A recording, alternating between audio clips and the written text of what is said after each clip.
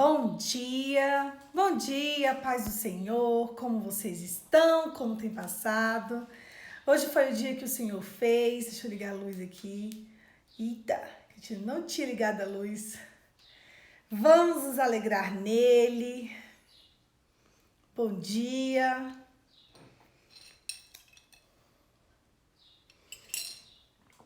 Feliz domingo para todos. Vamos lá, vamos começar? Preparados? Hoje nós vamos continuar lendo o livro de Apocalipse.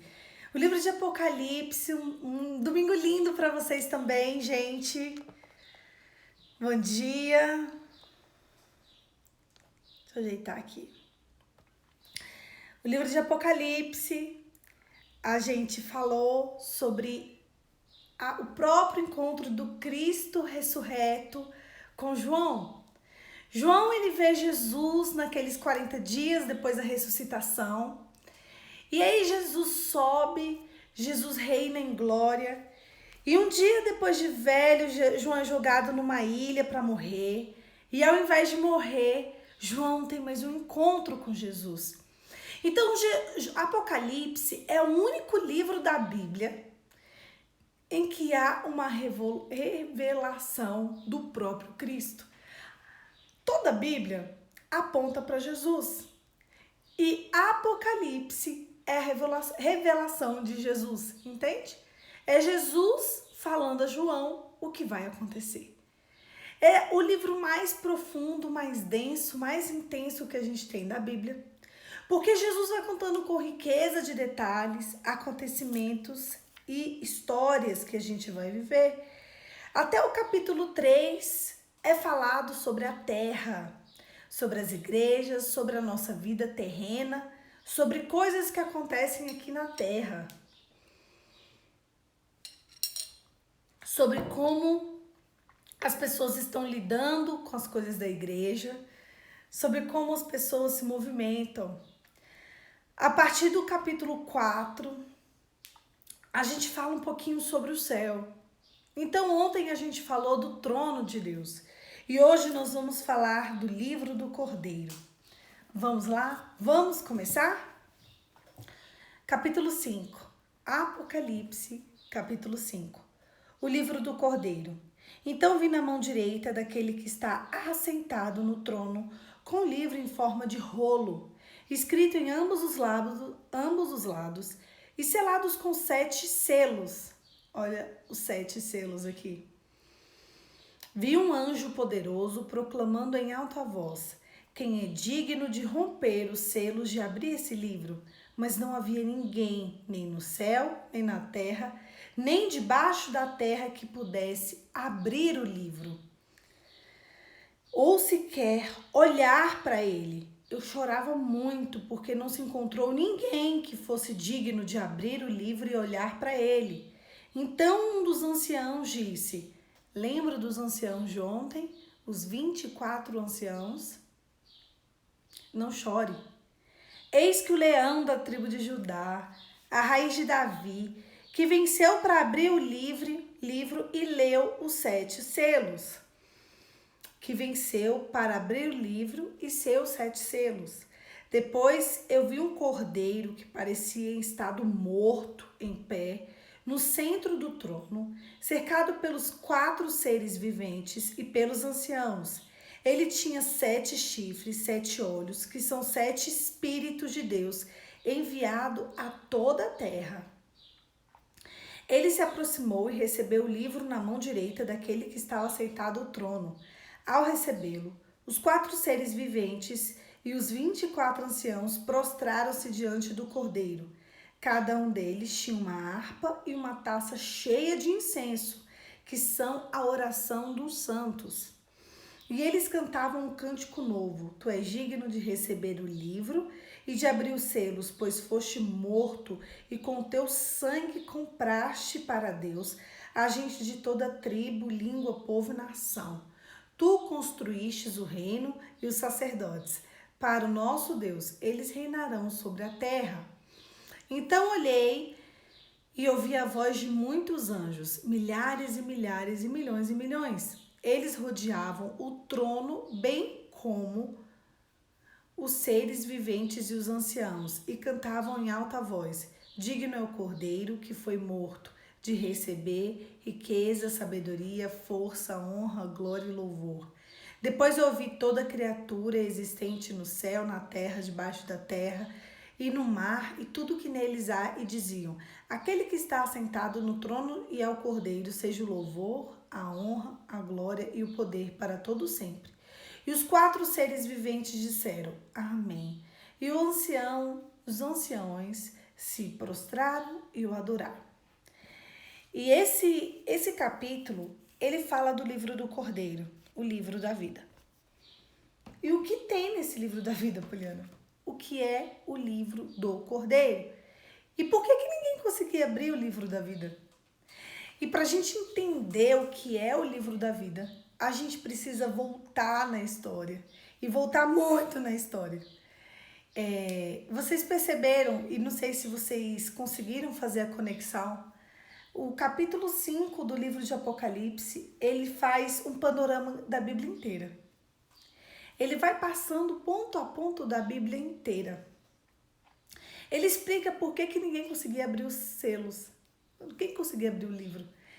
O livro é o livro da vida. Se a gente volta no primeiro capítulo da Bíblia, no primeiro livro da Bíblia, a gente abre em Gênesis. Lá em Gênesis a gente encontra a árvore da vida. E Deus dá uma instrução clara para Adão e Eva. Não coma do fruto da árvore da vida. Porque se você comer do fruto da árvore da vida, você vai ter um conhecimento que não deve. E esse conhecimento não é para você, não é agora, não é nesse momento. O fruto da árvore da vida não é para esse momento. Existe um tempo apropriado para todas as coisas e esse tempo não é agora. Aqui, nesse jardim, você dispõe de tudo, menos dessa árvore. Existem muitas teorias, muitas teorias a despeito do que é a árvore da vida. E eu vou falar uma teoria para vocês. É teoria, tá, gente? Inclusive dizem que um dos frutos da árvore da vida é a atividade de casal. Uau! E eu nem duvido disso também. Porque para mim também faz sentido. Relação sexual antes da hora. Deus falando, vocês podem aproveitar de tudo que tem aqui. Ainda não é hora, ainda não é tempo de vocês terem atividade sexual. Existem alguns estudiosos que dizem isso. Existem outros que dizem não, que a árvore da vida era de fato um fruto comestível. Também faz sentido. A verdade é que a gente vai descobrir se era sexo ou se era comida no dia da volta de Cristo. Mas as duas teorias, para mim, as duas fazem sentido, né? Por que hoje as relações sexuais estão tão confusas? Por que hoje hoje não, sempre teve esse desejo desesperador, né, da gente, da raça humana, por querer fazer e fazer tão cedo e fazer tão logo. Eu lembro que quando eu tinha eu tinha 19 anos. 19 anos. Aos 19 anos, eu, Poliana, era uma menina. Eu apenas era maior e sabia dirigir. Eu tinha terminado o ensino médio e eu nem fazia direito, eu fazia relações internacionais. Eu era internacionalista, né? Estudante aí de relações internacionais, eu achava que eu ia ser internacionalista. E foi quando, eu já falei com vocês do meu cóccix, e foi quando eu tive um problema seríssimo no meu cóccix, e eu passava muito tempo sentada e o meu cóccix estourou de tal forma que eu tive que fazer a cirurgia que eu já contei pra vocês.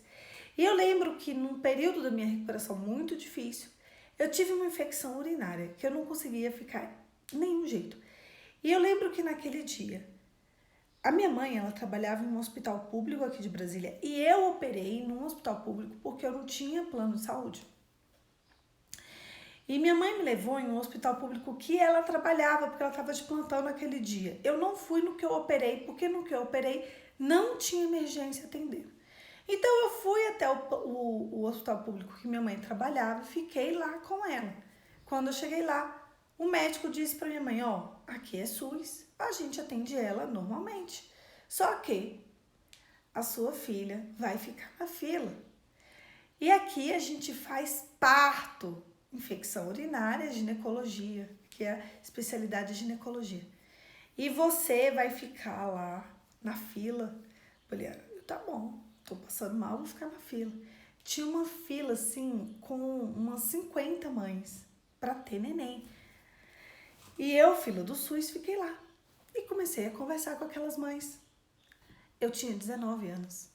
Elas estavam em trabalho de parto. Foi uma cena muito chocante para mim. Eu era a mulher mais velha daquele lugar. Entre 10 e 16 anos. A menina de 16 anos, ela estava no quarto parto dela. A menina com 10 anos estava no primeiro parto dela. E eu entrei em choque. Eu estava sentindo dores horríveis, né? Eu não podia ficar sentada. Eu vi aquelas mulheres em trabalho de parto. Eu ia ser a última a ser atendida, tanto é que eu fui atendida bem de madrugada. Depois que aqueles bebês nascessem. SUS, gente. SUS. E ainda eu ver uma menina de 10 anos parindo. Ela estava em dores de parto. E entre uma contração e outra, eu fiquei tão assustada que eu perguntei. E ali, naquele hospital público, não assim entrava homens. Eu perguntei, quem é o pai do teu filho? Ah, meu tio. Quem é o pai do teu filho, querida? Meu padrasto. Quem é o pai do teu filho? Meu vizinho. Quem é o pai do teu filho? E assim eu fui perguntando. Aquela história me deixou tão assustada, que eu decidi mudar de curso e fazer direito. Foi ali que eu decidi mudar de curso e fazer direito. Eu já estava muito inclinada a fazer direito, não ser mais uma internacionalista e ser uma operadora do direito, e foi ali que eu decidi, fui naquela sala, passando tantas dores, né? Foi em 2005 essa história. Foi no finalzinho de 2005, eu já tava passando tanto mal, foi aquele dia, aquela madrugada, vendo uma menina de 10 anos ter um parto normal. E ela tava feliz com o bebê dela, com o brinquedo dela. Enfim, então a gente vê o porquê que Deus talvez seja, de fato, atividade sexual, o fruto da árvore proibida. E que tudo tem hora. Então talvez faça sentido para mim. Vocês viram que eu trago aqui para vocês as teorias e as coisas que as pessoas falam e que levantam e que faz sentido. E que pode ser, e que talvez seja mesmo. E eu já vi muitos estudiosos falarem sobre isso e que faz sentido. E talvez seja o fruto da árvore proibida, seja comida. Comida porque vocês verem que hoje você não pode nem falar para uma pessoa, querida, você está acima do peso. Olha, você precisa se cuidar. Olha, você está acima do peso, não tá bom para você. Você é capaz de ser preso. É um absurdo hoje em dia você falar para alguém que ela tem que cuidar da saúde dela. Então, quando uma pessoa ela tá entregue às coisas desse mundo, e quando uma pessoa come demasiadamente, quando eu digo para vocês que a comida ela é muito mais espiritual do que carnal, o teu desejo corpóreo ele é muito mais espiritual do que o carnal, ele tá totalmente ligado também ao jardim do Éden. Porque quando você tem comida com uma disfunção, né? Ali aquela comida, ela atrapalha 90% do seu sistema, do seu sistema mesmo, assim. Eu ia falar imunológico, mas não é nem isso, é todo. né? 90% das doenças que a gente adquire é por má alimentação. 90%. E ali a gente percebe que também faz sentido ser a questão da alimentação. E aqui no livro de Apocalipse, voltando ao livro de Apocalipse, todos pecaram e foram destituídos da glória de Deus. Os 24 anciãos, eles queriam saber quem iria abrir o livro da vida. Poli, mas o que é o livro da vida? O livro da vida é o livro do nome das pessoas que vão estar no céu. Só que para abrir esse livro precisa de pureza. Quem é puro o suficiente para abrir o livro? Para abrir o livro precisa ter vencido a morte. Seres viventes não abrem livro. O livro da vida, como se abre um livro da vida sem ter ficado vivo? Daí você me fala, Poli, por que o ancião não abriu a Bíblia? Porque ele não viu, ele não viveu. Vocês entenderam? O livro do Cordeiro precisava de ter alguém vivo. Então, se você ou eu fôssemos escolhidos para abrir o livro da vida, talvez o inimigo da nossa alma apontasse os nossos defeitos e a gente não conseguisse abrir. Porém, Moisés e Davi, João Batista. Na hora que João Batista fosse abrir o livro da vida, ia ter contra ele a quantidade de raça de víbora que ele chamou as pessoas. Todos pecaram, todos nasceram em pecado, todos. O que remiu o povo foi o sangue imolado na cruz. Ninguém que nasceu antes de Jesus teria a capacidade para abrir o livro da vida. Ninguém. Por conta do pecado original. Por que eu contei para vocês? Por que eu fiz o paralelo do que pode ser o fruto da árvore da vida? Tanto pode ser a comida, quanto pode ser também a teoria da atividade de casal. Que faz sentido também. Não sabemos o que é a árvore da vida. Sabemos que tem uma árvore, que ela está no meio do jardim e que ela é ali a árvore da vida e que se comeu do fruto da árvore da vida. E por que você fala que pode ser atividade de casal? Quando o casal se une, o que ele produz? Me digam. Responde no chat para mim. Quando um casal se une, o que ele produz? O que ele faz? Traz raízes. O que sai daquelas raízes? Vida. Por isso que faz sentido. Então, as duas formas, né? As duas formas fazem sentido. Por que o inimigo da nossa alma nos oferece tantos prazeres alimentares? Porque a comida está totalmente atrelado à árvore da vida. Filhos, Dri. Exatamente. Então, não sei se vocês sabiam disso, porque é muito sério. Por que eu bato pesado na questão de filhos? Porque o Senhor me mostrou o quanto o inimigo da nossa alma quer arrancar a vida de dentro das mulheres. Mas esse é assunto para outro dia. Frutos do casamento. O fruto da árvore da vida. Aí, vocês estão percebendo aonde essa parte quer chegar? Uma mulher hoje em dia, adolescentezinha, ela já toma coisas que ela bloqueia o fruto da árvore da vida. Ela já toma ali um anticoncepcional. Ali, depois que ela começa a ter atividade de casal, ela já toma um DIU, já põe um DIU. Ela já teve os filhos, eu já tenho o que eu quero, é o que ela quer, porque ela é o Deus da vida dela. Então, ela já coloca já faz uma laqueadura. Ou o marido já faz uma vasectomia, porque ela que manda, ele que manda, não Deus. Hoje em dia o casal é assim, que manda são eles, não Deus. Eles são os próprios deuses do fruto deles. Aí depois quer chamar Deus para dentro da casa. Eu não sei como funciona.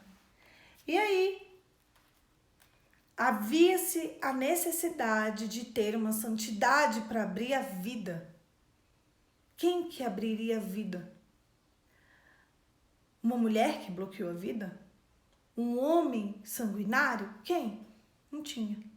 Então, um ancião, quando ele vê essa realidade, ele vê que não tem nome para dar, não tem como abrir, porque, presta atenção, se não abrir o livro da vida, quem vai entrar no céu? Vocês entenderam a gravidade? A preocupação dos anciãos em abrir o livro da vida era saber quem ia entrar no céu. Porque para se ler um livro, para a gente saber o que está escrito num livro, não precisa de ler. Como que eles iriam saber quem estava na vida eterna sem ler? Sem ler os nomes ali. Então, para ler Poliana, Graziele, Abreu Damasceno, Adriana Ribeiro. Como que ia ler o teu nome se o livro estava fechado? Então havia uma ordem, havia uma necessidade, havia um desespero no coração dos anciãos que estavam diante do tribunal de Deus, diante do trono de Deus. E havia um desespero também no coração de Deus em querer os filhos dele perto dele, porque nós fomos feitos para a glória dele, nós fomos feitos para o céu e não para o inferno. E aí os filhos de Deus estavam ali, preenchendo o inferno e não o céu. E ele queria os filhos com ele e não tinha como ler o livro da vida porque estava fechado por 7 selos. Aí vem um que se entrega, que vence a morte, que desce na mansão dos mortos, que passa 3 dias sofrendo, porque ele ainda foi lá 3 dias no inferno, tirou a chave do domínio da minha vida, da sua vida, da mão de Satanás, pegou a chave e trouxe. E ali, naquela chave, ele foi lá e abriu o livro da vida. Uau! Meu Deus! Isso que ele fez na morte dele. Depois de tudo que Jesus passou na cruz, ele desceu no inferno, tomou a chave da vida da mão de Satanás, porque ele é o príncipe deste século. Foi e entregou na sua mão e na minha mão. Toma, agora você decide se você quer o céu ou você quer o inferno. Ao momento em que todos pecaram e foram destituídos da glória de Deus, que a palavra diz isso, a partir de agora, todos que quiserem e aceitarem o sangue do Cordeiro serão recebidos como filhos vindos para o Pai. E estarão com Deus, com Cristo, reinando em glória. O livro de Romanos explica isso muito bem. É só vocês voltarem e ler todo o livro de Romanos ou assistirem os devocionais que já foram todos feitos. Então, um dos anciãos... Eu chorava muito porque não se encontrou ninguém que fosse digno de abrir o cordeiro, de abrir o livro e nem olhar. Eles não conseguiram olhar para o livro, porque o livro tinha vida. Então, o que tem vida brilha, o que tem vida tem luz, o que tem vida é forte. Eles não conseguiam nem olhar, eles não tinham a capacidade de olhar para o livro, então eles choravam, porque não tinham como abrir o livro da vida. E aí um dos anciãos disse: não chore, eis que o leão da tribo de Judá, raiz de Davi, venceu para abrir o livro e os seus 7 selos. Deus enviou Jesus, não foi só para te salvar, não foi só para te libertar, não foi só para te fazer herdeira, foi para tantas coisas. Uma das coisas foi para abrir o livro da vida e colocar o teu nome lá dentro e te levar para o céu. Não tinha ninguém para fazer isso. Sabe, uma missão difícil que não tem ninguém para fazer, ele fala: eu faço. Olha, esse povo é ingrato, eu vou. Esse povo não presta, eu faço. Esse povo não quer, não, eu vou. Esse povo nem vai te agradecer, eu vou. Esse povo vai te rejeitar, tá bom. Esse povo vai te humilhar, tá, eles vão te matar, eu vou. Esse povo não te quer, eu quero. E ele veio. E ele fez. E ele foi até o fim. Sabe, é uma frase que ela martela dentro de mim. E ele foi até o fim. Quando chegou no fim, as pessoas acharam que era o fim, porque ele foi até o fim. Acabou. Morreu. Terra. Enterraram. Acabou. Morreu. Só que havia uma grande obra ainda a ser feita. Ele desce, ele ainda completa, ele vence a morte, ele ainda peleja contra Satanás. As lutas de Jesus estavam só pela metade. Quando Jesus passa tudo o que passou na cruz, era metade da cruz. Quando a última gota de Jesus é derramada naquela cruz, era só metade da luta. Meu Deus. As pessoas gostam de contar a história da cruz, mas elas param por aí. Mas aí ele desce na mansão dos mortos. Ele desce, ele peleja, ele conta às almas que estão lá o que eles perderam por servirem ao diabo. No terceiro dia ele volta com a chave, ele sobe e ele tá ali. Ele teve a capacidade de abrir os 7 selos e de abrir o livro da vida. Então hoje, se tem um anjo que pode escrever o teu nome naquele livro, se tem um anjo que pode, dizer ao pai, olha, sabe a desprezada, hoje ela é a benquista, sabe a farrista, hoje ele é uma mulher linda, sabe a briguenta, hoje ela é pura, sabe a suja, hoje ela é limpa, Jesus. Sabe isso? Sabe por que um anjo pode contar isso para Deus?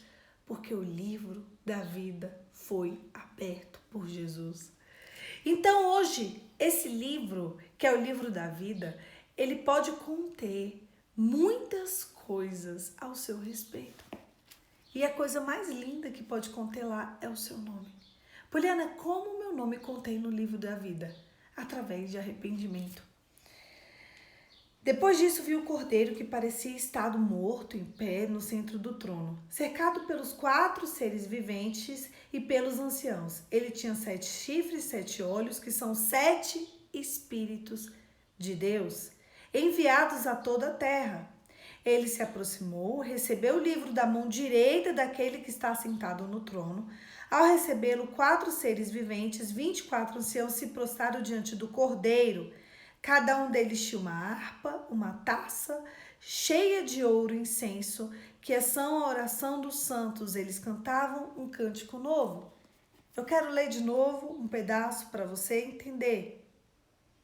Cada um deles tinha uma harpa é um instrumento musical, e a taça de ouro cheia de incenso, que são as orações dos santos. Poliana, quem são os santos? Os santos são aqueles que estão em Cristo. Poliana, os santos são aqueles que são canonizados pela Igreja Católica. Para a Igreja Católica, sim, mas para a Bíblia, quem são os santos, Poliana? Os santos é quando você se arrepende dos seus pecados. Os santos é quando você vive em Cristo para uma vida de santidade. Os santos é quando você era uma mulher rixosa e não é mais. É quando você se deitava com todo mundo e não se deita mais. É quando você levava para a cama prostituição, lascívia, impureza. E hoje você leva para sua cama pureza, santidade. É quando você levava idolatria, demônio para sua cama. E hoje você leva anjos do céu, pureza e amor. É quando você berrava, gritava, sacudia, espancava os seus filhos. E hoje você leva ensino, respeito e amor para dentro de casa. É quando você xingava para fazer uma comida e hoje você serve.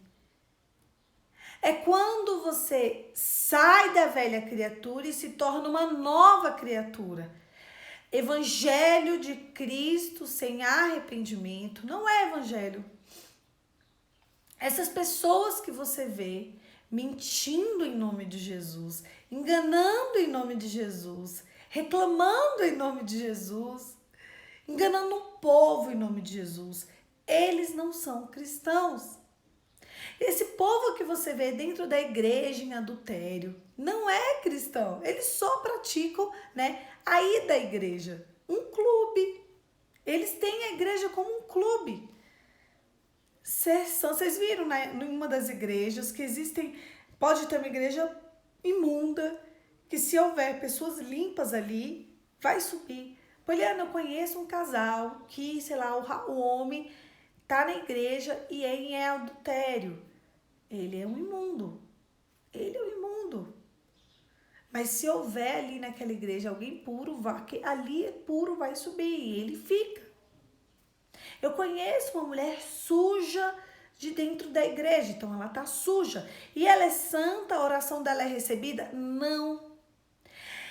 O que você quer? Que a sua oração seja recebida para os homens ou a sua oração seja recebida para Deus? Que a sua oração seja recebida por demônios ou a sua oração seja recebida por Deus? Que a sua oração seja respondida por Satanás ou por Deus? Porque se você quiser que Deus responda a sua oração, aqui tem a chave. Cadê?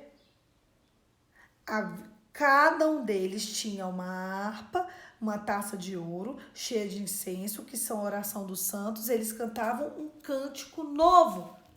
Vocês já perceberam a quantidade de cânticos novos ou de cânticos ou de louvores que eu estou lendo de ontem para cá? Louvores movimenta o coração de Deus. Cânticos, orações movimenta o coração de Deus. Ontem a gente gastou um tempo enorme para falar da oração do Espírito Santo no final do nosso devocional. Por que eu falei? Porque a oração do Espírito de Deus é a oração do próprio Deus sobre você. É uma oração em que Deus mesmo ora por você. Então, eu tenho aqui que dizer para você que quando você ora em espírito, é quando você tira todo o seu eu, é quando você tira, você entra de fato em santidade, né? Porque aí você tira, ai Deus, eu quero. E aí você deixa Deus agir, Deus, o próprio Deus orar por você. Mas uma oração santa é uma oração que olha para o outro, é uma oração que cuida do outro, é uma oração que cuida do órfão, do ferido, da viúva. É uma oração que ora por quem está perto, é uma oração que ora por quem está longe, é uma oração de entrega. É uma oração em que tira o seu eu. Você sabe qual o primeiro estágio da vida? Eu. Ontem, eu comprei um biscoitinho. E as crianças apareceram aqui. À tarde, eu estava resolvendo umas coisas com a Isabela, a gente estava trabalhando e as crianças vieram para cá à tarde e a gente foi servir eles. Fiz chá, fiz esses biscoitinhos de queijo e tal, fui servir as crianças. E aí o Felipe pegou o pacote de biscoito para ele. Haviam outras coisas na mesa e todo mundo foi comendo. E ele, quando qualquer pessoa queria comer aquele biscoitinho, ele não deixava. Ele estava com a boca cheia de biscoito. Sabe quando a criança está com a boca assim? Felipe, me dá um biscoitinho? Não. Felipe, me dá um biscoitinho? Não. Falei, Felipe, quem comprou esse biscoitinho foi a tia Polly. Eu comprei esse biscoitinho para todos lancharem. Eu não comprei esse biscoitinho para você exclusivamente. É meu. Felipe, então não vou comprar mais. É meu. Felipe, é de todo mundo, não é seu. Ah, é meu sim. A Ana pegou aquele saco e eu peguei esse. Mas a criança tem 3 anos. Eu falei, não, Felipe, não é que a Ana pegou aquele saco, é que aquele saco tá perto da Ana. É que aquele saco tá pertinho da Ana e esse saco tá pertinho de você. Isso não significa que ele é seu. Sabe o que é isso? É que o primeiro estágio da vida é o eu. E ali ele tirava um biscoitinho, dava um para Ana, um para Isabela e um para mim. Aí ele olhava para todo mundo e falava: chega, né? Chega. Agora é chega. O resto é meu. Falava, mas o resto é muito. Você vai passar mal de tanto comer. Não, eu vou comer tudo. Tá bom. E a gente ali se divertiu com aquele menino. Então a gente precisa olhar uma criança dessa e ensinar ela que ela tem que dividir. Então nós passamos o lanche inteiro ensinando para aquele menino que ele tinha que aprender a dividir. No final do lanche ele dividiu com todo mundo, mas naquela luta infantil. Existem pessoas que até hoje, tudo deles é o eu. A oração deles é o eu. A vida deles é o eu. A minha dor, a minha demanda, a meu problema. A oração dele não passa de mera repetição. A oração dele não passa do mero eu. Será que você ainda não passou do primeiro estágio da vida? Eu tenho medo, sabia? Medo não, temor. Eu falo com Deus, Deus, não deixe que as minhas orações sejam só o primeiro estágio da vida. Porque quando eu olho para uma criança, é meu pacote. Você tem vontade de falar assim, menino se liga, menino acorda, menino, hoje você tem 3 anos, tá bom? Fica quietinho na sua, não é? Quando a gente olha uma criança de 3, de 4 anos, sabe? Na sexta foi, ontem foi sábado, sexta-feira, Felipe e Catarina estavam brigando por um potinho de gelatina, gente. 3 e 4 anos, é o primeiro estágio da vida. E eu falei pra eles que ia jogar a gelatina fora se eles continuassem brigando e não dividissem. Pronto, ali já dividiram. Então, mas esse é o primeiro estágio da vida, ele acontece até os 5, 6 anos.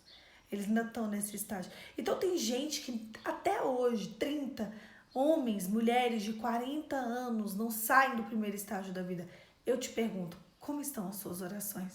As suas orações estão em santidade para serem recebidas diante de Deus como orações santas ou elas estão em orações no primeiro estágio da vida? Porque presta atenção, se as suas orações forem orações de primeiro estágio da vida, elas não se encaixam nesse padrão aqui. Se as suas orações foram só das suas demandas, só dos seus problemas, só da sua dor, só da sua rejeição, só das suas circunstâncias, só do que você passa, só de você, não são orações recebidas. Suas orações não são respondidas porque suas orações se baseiam em você. Onde está o clamor da tua alma pela sua salvação e pela salvação dos seus? Qual foi a última vez em que você orou pela salvação da sua casa? O primeiro estágio de uma pessoa cristã é a salvação. O segundo é a libertação. E o terceiro é o enchimento do Espírito Santo. Nós conversamos sobre isso. As pessoas querem se encher do Espírito Santo sem nem ser salvas, sem nem ser libertas.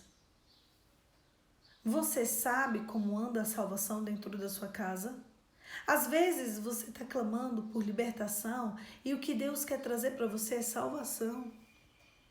As pessoas esqueceram que a salvação é a coisa mais importante que um cristão pode ter. O livro da vida, ele foi aberto para colocar o nome de salvo. Para que serve o livro da vida? É para você colocar o seu nome para a sua salvação. Às vezes você está enfrentando um problema muito sério. Pega o teu problema, pega o nome do teu problema, comece a orar por salvação nesse problema. Pega a tua demanda, impute salvação na demanda do problema.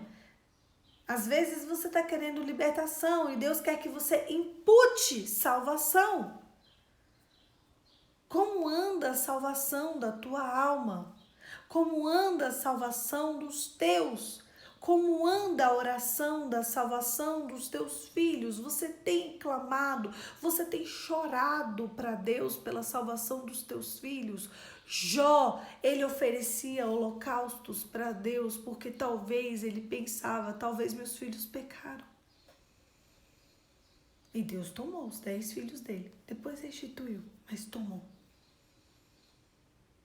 Porque Deus é Deus. Você tem jejuado pela salvação dos teus filhos? Ou as suas orações até hoje são: Deus, resolve só as minhas demandas? Você tem orado pela salvação da tua casa? Você tem orado pela salvação da tua parentela? Você tem orado pela salvação do teu vizinho sem jeito? Você tem orado pela salvação do teu colega de trabalho prostituto, impuro, nojento, desprezível? Deus ama o que é desprezível. O problema é que as nossas orações não têm passado do primeiro estágio. A gente está parecendo Felipe. A gente olha para o Felipe e a gente pensa: meu Deus, a boca assim, coisa mais gostosa, dá vontade de fazer um vídeo. Se eu fizesse um vídeo, vocês iam se divertir com aquele menino ontem. A boca cheia, Isabela: filho, toma chá, você vai engasgar. É tanto biscoito na sua boca. Ela é biscoitaiada para não dividir. Vocês não têm noção. Sabe quando o menino enche a boca e fala: é tudo meu, não divido? Esse ali é o primeiro estágio, claro, da vida de um ser humano. O problema é que às vezes a gente aprende a dividir coisas carnais e a gente se esquece que a gente precisa de dividir coisas espirituais. Eu quero saber como anda a tua casa, como anda a tua parentela, como anda a tua oração. A oração que é santa é uma oração que clama pelos que precisam. Como anda a oração pela igreja perseguida? Como anda a tua oração por Israel? Israel é o relógio do mundo. Um cristão que não ora por Israel não é um cristão. Você já orou por Israel? A Bíblia inteira pede que você ore por Israel. Israel é o relógio do mundo. Israel é o relógio do planeta Terra. Israel é o povo escolhido de Deus. Deus se alegra quando a gente ora por Israel. E às vezes você nunca fez uma oração: Senhor, abençoa Israel. A gente como cristão, a gente precisa saber dessas coisas. A gente precisa entender que essas coisas existem, que elas são reais e que Deus gosta dessas coisas, que Deus ama essas coisas. Não é só o teu nome estar no livro. Ai, meu nome está no livro da vida, ufa. Mas como? Sabe? Deus, ele quer trazer um cântico novo para a sua vida. Deus, ele quer responder às suas orações. Às vezes a gente questiona Deus: meu Deus, por que as minhas orações não são respondidas? Por que minha raiz é podre? Por que meus frutos são podres? Por que tudo que eu faço dá errado? Por que na minha vida as coisas não acontecem? Mas se nenhuma oração a que Deus pede você faz, nenhum clamor. Você sabe, o que Deus se alegra é quando você sai do seu eu, é quando você retira o primeiro estágio da vida e você passa a se entregar, a amar, a querer. É quando você retira o que tem de você e começa a doar. É quando você se entrega, é quando você se envolve, é quando você se torna de fato um filho de Deus. Feche os seus olhos e vamos orar. Pai, em nome de Jesus, nós te louvamos por essa manhã preciosa. Senhor, eu te peço, escreve nosso nome no livro da vida. Mas não só o nosso nome, mas o nome dos nossos. Mas não só o nosso nome ou o nome dos nossos, mas o nome da nossa cidade, da nossa parentela, o nome do nosso país. Senhor, abençoa o Brasil, muda a nossa história, Nós abençoamos, Senhor, a quem o Senhor abençoa. Espírito Santo de Deus, qual a oração que está no seu coração? Qual o clamor que vem da sua alma para nós? Nessa manhã, nós queremos te ouvir, porque nós te amamos, te desejamos. Nós queremos cumprir a tua vontade, que as nossas orações subam como incenso suave às tuas narinas, que elas subam em santificação e regozijo.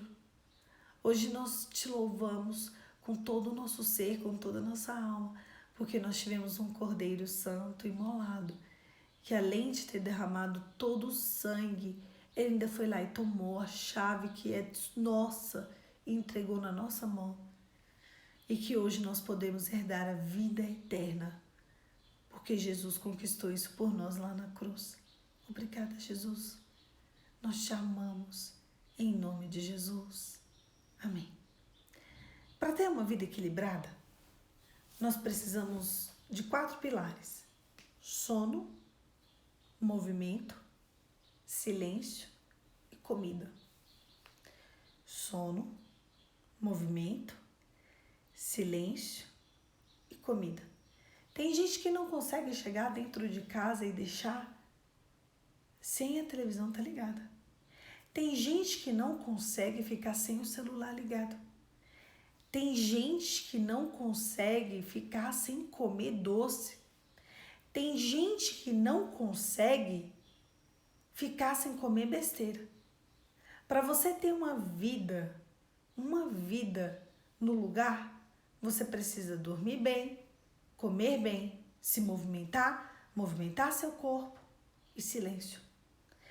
Deus fala no silêncio. Sabe por que propositalmente a gente acorda aqui cedo? Porque é o horário do silêncio. As pessoas me questionam: Poliana, por que não 6? Por que não 6h30? Porque daqui 6h30, o pipoco do trovão já começou. Na sua casa aí também.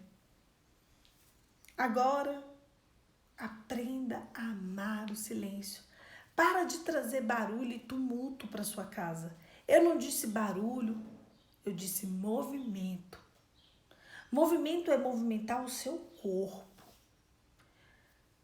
Sono, silêncio, movimento corpóreo e comida. Para tua mente funcionar, você precisa disso.